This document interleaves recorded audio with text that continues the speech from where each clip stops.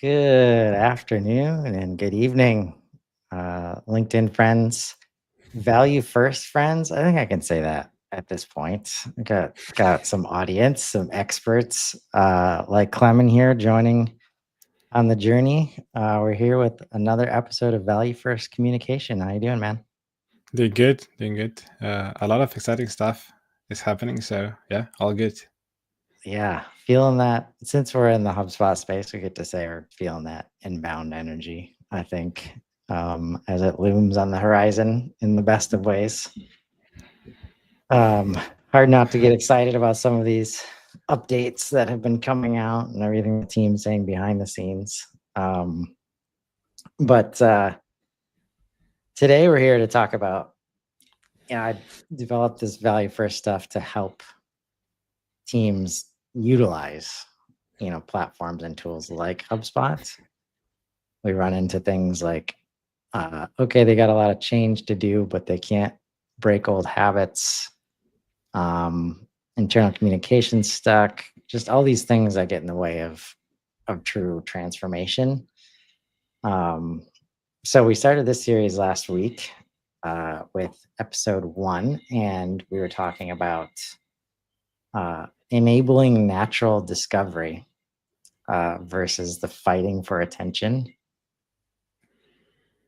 But what we're talking about this week, that discovery, right, only works, only creates value for either side if they understand, if people understand what they discover, right?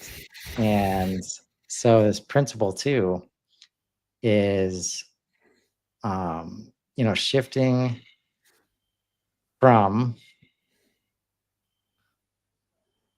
measuring, outputs to measuring outcomes.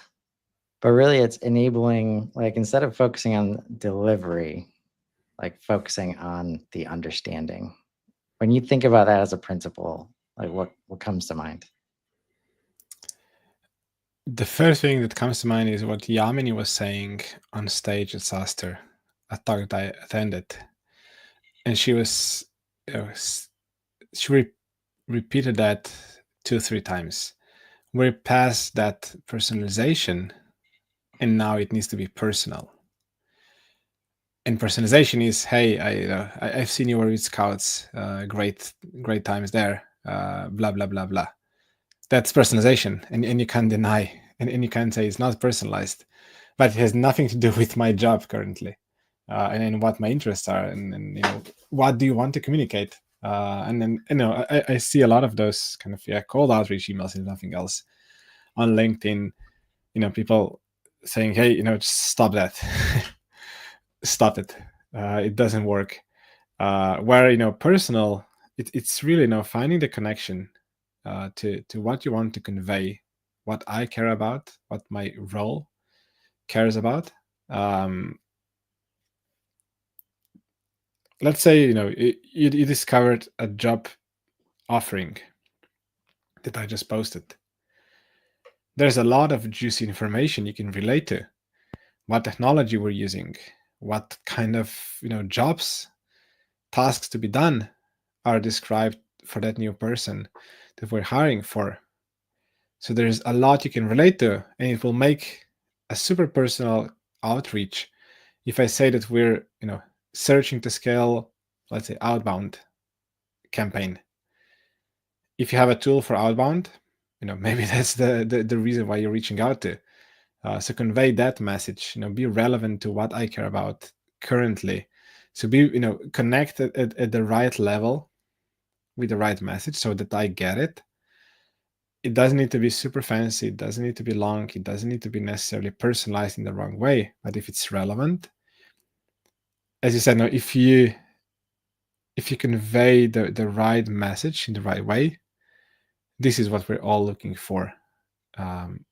Our attention span is really short. And honestly, I open every cold email I get because I know how tough it is to get into the inbox. I want to see how everyone is writing, but I'm not responding to anyone, mostly because a lot of them are just useless to what I do. I don't care because it's just a mismatch of everything. So I think those kind of ways, and there are ways how you can do that now better with all the information that is available. Yeah, I think that's some good examples. And I think the big challenge that, of course, we always talk about AI can help you with is that relevance, like, is the other side of like the timing, like coin at this point. Like, it is getting harder and harder to be relevant if you don't show up like at the right time. Like relevance at the level that at the personal level that we're talking about. Um, like knowing what I do for a living is like table stakes, right? Like everybody has access to the LinkedIn profile. And that's where I used to when I was in the habit, which I've gotten out of and I need to get back into, when I would ask people why they were connecting with me, right? Trying to do some form of qualitative attribution, right? Doing all this content. But most of the time you could tell like they hadn't seen anything like that I was doing. And, we're getting better and better at saying like, okay, 10 keywords used from my LinkedIn details clearly. Oh man, there was a good one yesterday that talked about like we help HubSpot creators. I was like, oh, is that right? I haven't seen anybody else with that title.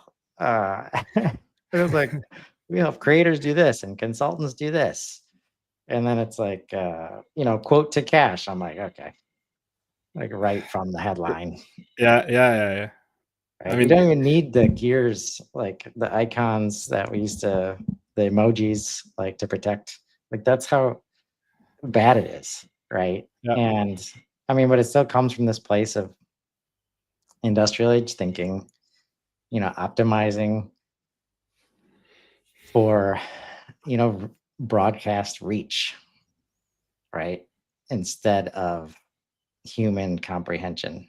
Um, and maybe that's because, and we can like shed some light on this. Is that just because it was taken for granted, not for granted, but like it was a safe assumption that if you did get in front of them, like you'd be able to tell the story?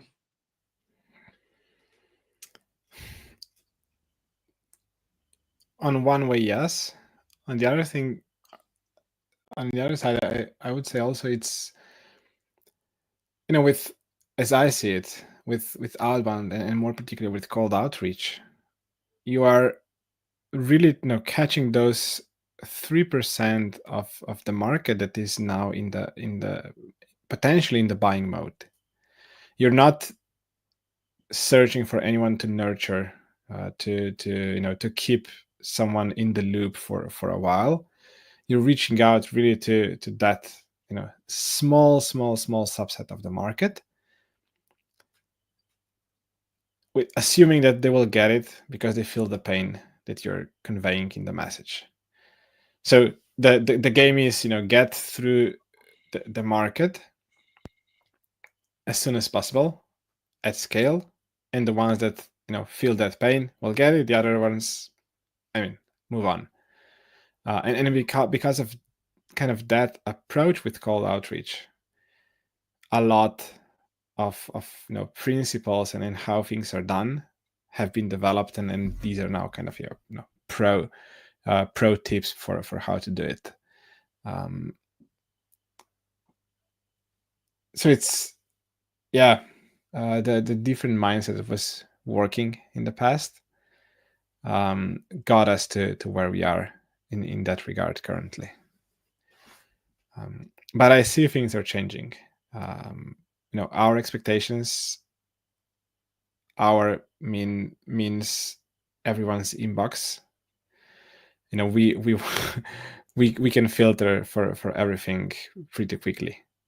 Even what goes through the spam filters you can quickly skim through the website. I mean, through the email, and you immediately know if it's relevant or not.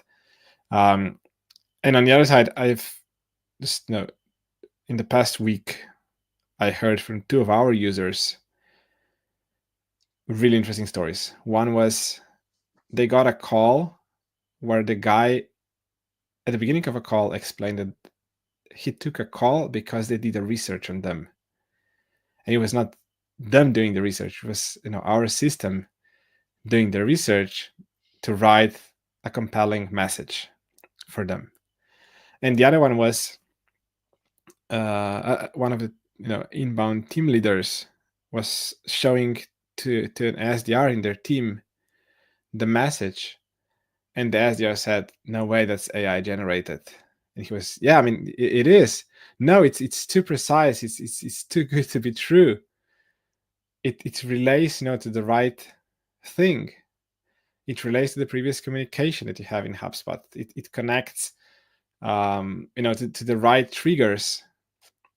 Another one, I got a response from one of the people I talked 4 months ago, and the response was, "Oh, that's so nicely done. How you connected to our communication we had 5 months ago."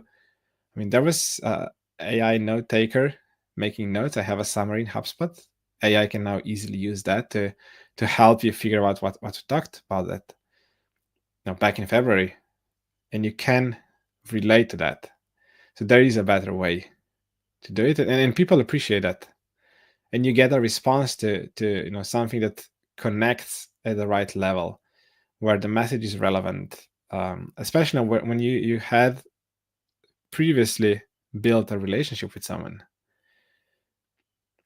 Why waste that human connection you already built in the past with just randomly sending messages that are irrelevant to the recipient? Yeah, man, your use of the word precise there takes me back to my science background of the difference between accuracy and precision. And maybe there's something we can lean into there about, like, the accuracy is expected now, right? And if we just say, go be accurate, AI, like, that's not getting through. The preciseness, the precision of looking at the context of the moment, like with the research of live articles and like funding rounds and whatever the extra context is, that's the precision. Yeah. Right. And getting to the point where obviously it gets easier and easier once they're active online. But in terms of meeting your audience where they are, like, it's literally like, if you don't hit them like mid-step, like, good luck getting the message through at all, right? Because I think we've been talking about this concept for a while. Like, no matter how good the email message is, if I don't get to my inbox that day, like, I was off site, Yeah. it's just so overwhelming. The chances that I catch up and catch it, like, are low. So many things have to go right. Yeah. This is a really good point. I was explaining that mindset to every of our clients at my previous company, which was a lead gen agency for biopharma market.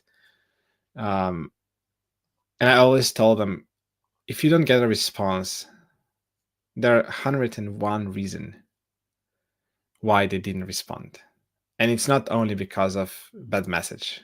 Yeah. There are 100 other reasons why someone didn't respond. Maybe they were up in the mountain that day. Maybe they had a super important lunch. Maybe they have a deadline. Maybe they whatever. There's so many reasons why that email was not responded. So keep that in mind. Yeah. And then even if you catch that email in your inbox, it really needs to resonate. The subject line and the beginning of the email. Otherwise, no one will read it. So you have a few seconds of course, only after they open the email and you get them at the right time. Even when they open it, you lose that 5 seconds immediately. So thinking about what you say in what way can make a huge difference. And I really believe AI can really help here a lot. Yeah. Do that in the right way. So what does the team do when they say, like, when they have that realization, like, we got this meeting because of this discovery that AI did? Like, were they all in before that, or was it like, oh, okay, maybe this is actually real? I think they already bought the idea and kind of conviction that they need to do a better job of the outreach. But now they're asking what else we can bring into the context. Can we build agents to do additional stuff?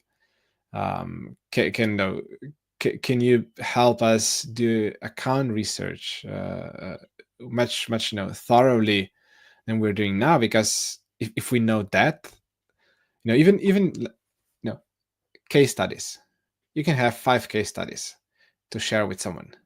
Which one to pick? It depends what they care, what they do. We have another user.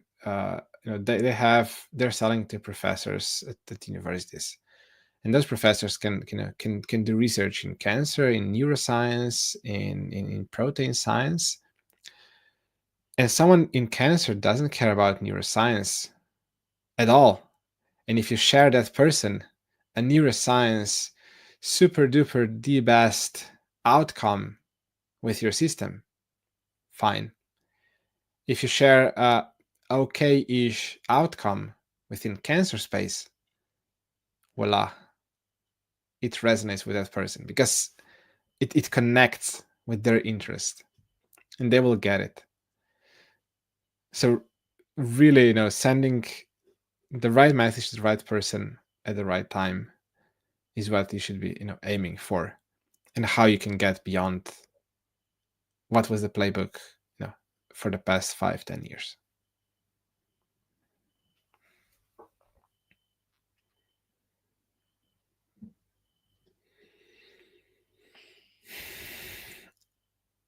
Another interesting thing happened. I had a chat in DMs with someone. I think the last message was in February. And now out of blue, that person responded saying, hey, sorry for radio silence. Yes, your point above is on point. We were having internal discussions and so forth, explained in a paragraph why it was radio silence and what are now their challenges and what they decided. And now let's talk. I'm meeting the guy on Thursday. Where my last message, outbound message, the last message I sent was back in February. Nothing else. But the response was, after a while, yes, your point above was, on point to what we've been discussing for the past 5 months internally. So it's back to the timing point. You can have the message that resonates, but if the timing is not right, if they don't feel the pain around that, if they don't feel the need to move in that direction, it will be hard to get into a lively discussion. And it's fine. Not everyone is ready today. You don't really need to push it. Building credibility and then building the communication of, let's say, for all the LinkedIn creators and everything we all do on LinkedIn. This is how you keep people in the loop about what you're talking about, consistency of the messages you're doing, about stuff you're doing, and that's how you get credibility. I had no issues booking a call with that person, Right. and I believe because of everything, the messages I sent, which were not kind of pushy, but just explaining my point of view to a challenge. And then maybe that person saw 5 posts in the past 5 months, and now when they're ready, they responded they didn't engage on any of the posts, but they now responded out of blue. So this is and it's to your initial thought on the second principle, measuring outputs to measuring outcomes. I don't know to what I should attribute that meeting to. Probably not to the connection request I made back in January. Probably all the other stuff, right? Yeah. And that's like, man, it's so good. Like, there's so many dynamics at play there. Like, because email is attached to this like evergreen play, right? Like that it's not as ephemeral as social can be. Like LinkedIn posts, you see them today. If you don't engage with them right there, they're gone, like forever. But email is becoming that, as well. And the chances that that person would have come back and found the email versus going back into the DMs and having the message that they didn't respond to right there, as if it was just made yesterday. That is an interesting dynamic to think about, because it's kind of like, and this is how I've always thought about connection requests. And like, imagine like paying for a telemarketing firm to do a bunch of outreach. And as long as the other person picks up the phone, like they're always on the line, right? Like they're always there for a conversation. And I think what we're seeing there is like, it took them 5.5 months to understand like the pain and how you solve it, like specifically. Like there's literally no, like the usual approach of, okay, here's the engagement, like we need to close it. Like right now, time is everything. That whole scarcity mindset is just going out the window fast. Literally, you can't, harder and harder to force people to move, like with discounts and with all the usual plays. But when they show up and it's in response to this like confirmed understanding that has been obviously building trust, right? It's no longer a sales count. It's not. It's like, yeah, let's work together to solve your problems. Now we're aligned on what the problem is. We're aligned on what the solution probably is. Like let's figure it out together. And those conversations are just so much different. And it's so hard to let them happen that way when we have these monthly quotas and revenue numbers we got to hit. But I mean, hear about it every day at this point. Like salespeople love these conversations. Like it's just all this weight gets shed, all this mental load, and it's just a different. So you're automatically starting the relationship from just a much healthier place, right? Yeah. And it does like tie into this. They will understand at their own pace, and it has to do with the relevance and the timing and the pain they're experiencing and how deep it is. And at Profoundly right now, we're talking a lot about like the intake and how do we help the people that don't exactly know what the problem is. Like we think we're getting good at converting like 8, 9, and 10 pains, right? People who know the problem, like they now have a place to go to get it solved. But the 2s out of 10s, right? Like how do you welcome them in a way that says, yeah, we can help you out. If we don't help them understand the problem first, like then we actually aren't helping them like in that moment. Yeah. I had an interesting discussion just to that point. A lady reached out to me, booked a call to learn about our system, where she was introduced to, our brand from another colleague of her, And she entered the call with a completely different assumption of what our system does. After just having a conversation for 30 minutes, at the end, the conclusion was, okay, you're doing something differently than I thought, but I understand where the value is and how that can fit into our system. Let me talk with my team.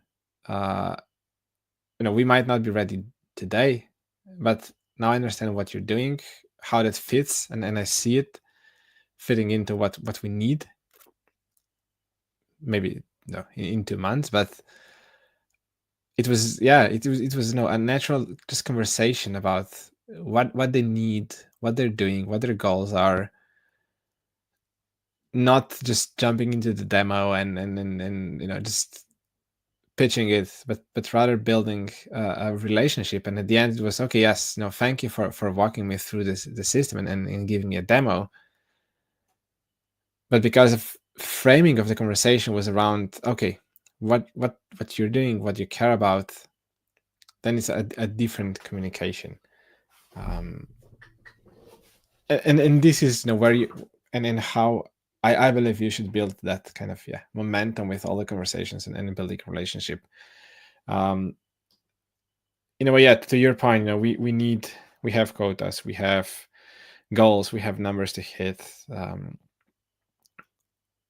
We discussed several times, how the VC game in SaaS business kind of forced get as many users as possible, as many signups and all that. And if you're chasing that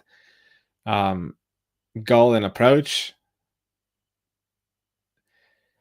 it's hard to say, this was a good conversation, but it didn't lead to anything, to not a close one deal.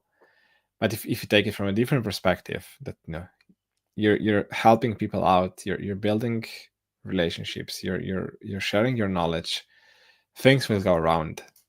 Maybe it will take a bit more time than you would or you could with some, if you would push super hard to close it. But we're all getting that mindset that, hey, we'll do our own research. I'll let you know when we're ready to keep the conversation going. And then you'll probably go to AI, you'll probably go to colleagues, you'll probably do your own research. But I see and feel that that kind of discovery is just changing at so many different levels. Yeah. There's so many frames to think about it from. And what came to mind is like thinking back to, innovative manufacturing companies that don't lead in market share. Like they can always win. They often have a better product, a better service, better experience. But can you win through the understanding that the buyer has already created for themselves through the lens of the market leader? Right? And a lot of times they can, but there's always complaints of like, oh, we got to unravel what they've learned from watching this video that doesn't mean anything and it's lying to them and et cetera, et cetera. Like that level of not just understanding your product or your service, but helping them understand better ways to think about their problem. Right? So it's not just features and benefits. Like that's not what creates the understanding. And so there's just a quick list of bullets and an example I'm going to give here, because there's so much goodness in these principles, and I've learned from this the second week of these shows, did with Danielle and Tony yesterday. It's like, don't overthink it, Chris. It's like right in the framework. Just go through. So I'm trying to get better at that while not being too scripted, but it's all common sense, like at the end of the day. So if we're focusing on creating understanding and not just delivering messages, this means, we're prioritizing clarity and comprehension over persuasive techniques and viral appeal, rather than optimizing for engagement metrics. We are testing communications based on understanding created and value delivered rather than just clicks generated and forms completed. We're using multiple formats to accommodate different learning preferences and contexts rather than standardizing for production efficiency. Google Ads are just so easy, Klemen. Just turn them on and it just goes out. We're going to build progressive knowledge paths rather than isolated content pieces designed for lead capture. And we're going to focus on explaining why concepts matter and how they apply rather than just what they are. So implementation example, instead of creating blog posts optimized for keyword rankings and lead generation, we developed comprehensive guides that genuinely help people understand complex topics, including practical examples, common mistakes to avoid, and clear implementation steps that people can use immediately, whether they ever become customers or not. I mean, that's the value first part right there. Like, if you want to become relevant from a place where you were not, find a way to help them with something, like anything, right? And immediately you are now on the table to like possibly be relevant about the other thing, right? And I know there's a lot of talk, and maybe you can share about how tangentially contextual like the personal email messages can be, how much space you have to play with there, because there was like this huge push towards like write any kind of SEO article that might help this person with their daily job. But then there was just so much content. So an example that comes to mind, if I'm focused on lab managers and I sell them chemicals, like I might do guides about safety and like guidelines. I don't consult or sell safety stuff or services, but I know that they have to deal with that, right? There was like this peak of content where like all of a sudden that was no longer like people figured it out. Like it wasn't, you don't know me, you're just like trying to get into the inbox in this new way. But how are your like, are you playing with contextual stuff like that in these personal, when you're setting up these prompts? Yeah. Which comes back to to the challenges we see with AI is, in a way, you want to give AI the flexibility and then creativity to connect the dots. But on the other side, what we've been for the past week fighting with AI is how to prevent wrong hallucinations, which is in prompting. So we had an interesting challenge, which I think kind of relates to all the rich context we want to bring in the prompt. We're helping one of the users with closed ROS revival sequence. Typically, that is after a deal is closed lost for 6 months, you would enroll them in a sequence where every email is, hey, is now a better time? We had a chat back in January. Is now a good time to reconnect? 2 days later, hey, just following up, is now a good time to reconnect? This is what I'm getting in the emails. Where what we try to do is relate to last communication back in January. You have a lot of that in HubSpot. You have all the notes from calls, from meetings, their last email they responded, or maybe the last call was no show and then you made it close lost. I mean, relate to that. Hey, yeah, we had a call planned for January, but you didn't show up. We didn't manage to meet. I don't know, life happens. Is maybe now a good time? I've seen you close a deal or you're hiring for that role. Back in January, you were interested in our system because of X, Y, and Z. Worth a call. This is a completely different type of an email. that you can now send. But then you get, to the challenge with AI is because you want to relate to all that context. And if you ask it to relate to that, it will start making things up to make it more natural than it can. So we had a case in the email. It said, hey, I made a search for our database and I found 137 companies matching what you're looking for.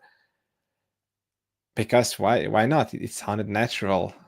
So how to get to that fine line with AI, and it's not just a simple prompt that you throw in and put all the context and AI will figure it out. It won't. It will start hallucinating. So from really the last week of learning and experimenting, this is with the current models, and we're always using the latest models. The challenge I think is even bigger with 4.0, for example.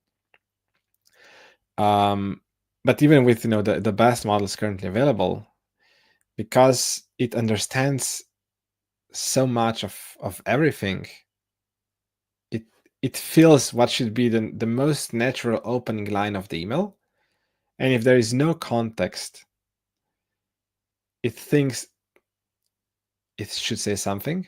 It will just say, because in the most ideal scenario, that sales rep would take a look in their database, search for the query they were having a chat about back in January, and provide a quick update if the reason for close loss were, I don't know, missing data.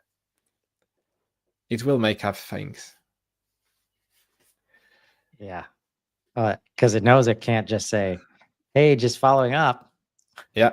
It needs Yeah. to I say mean, something else. we are prompting it and enforcing it to do a better job than that, and then it does a better job.